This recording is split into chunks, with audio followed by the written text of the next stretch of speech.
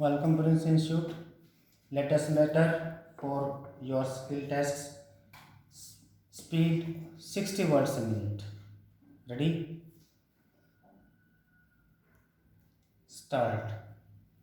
It is a matter of relief that a Supreme Court has at last taken cognizance of the plight of millions of interstate workers looking for transport, home, and relief from the unrelenting misery unreleased on them by the lockdown.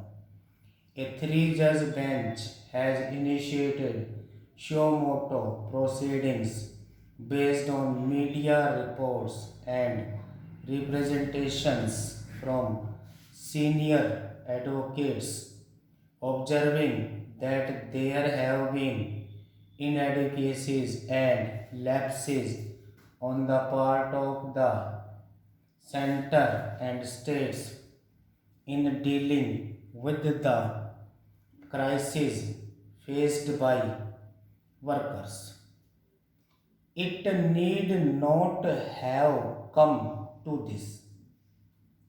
This could have taken place 7 or 8 weeks earlier when petitions were filed before the top court on behalf of those left in the lurch across India after the center announced a lockdown with just 4 hours notice. With a kind of self effacement and self abnegation not in keeping with its institutional history, the court had been accepted the government's sweeping claim that there were no migrant on the roads anymore and that the initial exodus of workers from cities to their home states had been set off by fake news to the effect that the lockdown would last for months. In an unfortunately limited intervention, the court merely advised the police to treat the workers on the roads with kindness and directed the media to highlight the center's version of the developments.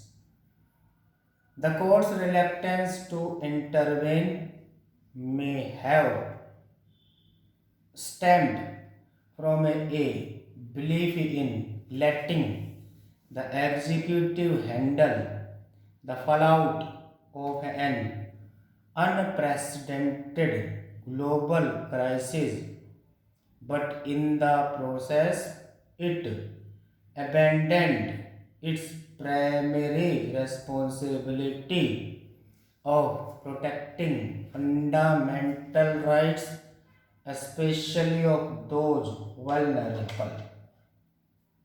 Such was the resultant dismay that retired judges called it out for apparent abdication of its duty.